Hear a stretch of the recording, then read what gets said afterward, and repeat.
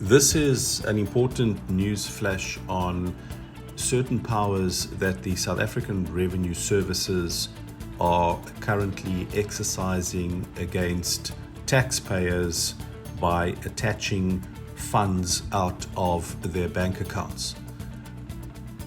This is a very recent email that was sent to me from a very well-known bank stating the following to the client. Please be advised that as per the attached SARS request, your account has been debited with an amount of, and then it's a fairly significant sum, which was paid directly to SARS on your behalf.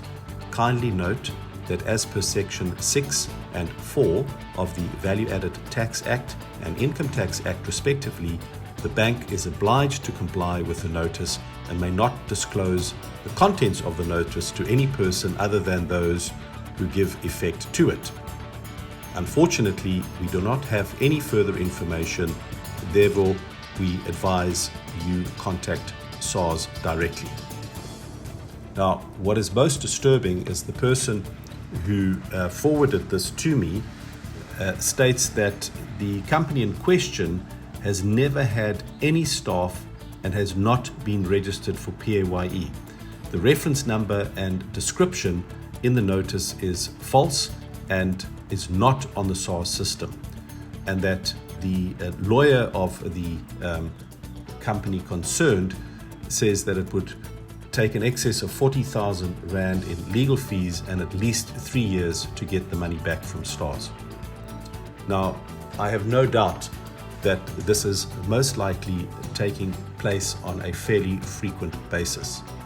And in this regard, I've been suggesting to clients over many years that one of the best ways to overcome or manage the risk of the South African Revenue Services abusing their powers, such as taking money out of a bank account without the proper paperwork and proper background audit having been done, where the client is given the opportunity to respond to the audit findings, is a policy issued by tax risk underwriters, where you're able to find more information about the policy at www.taxrisk.co.za.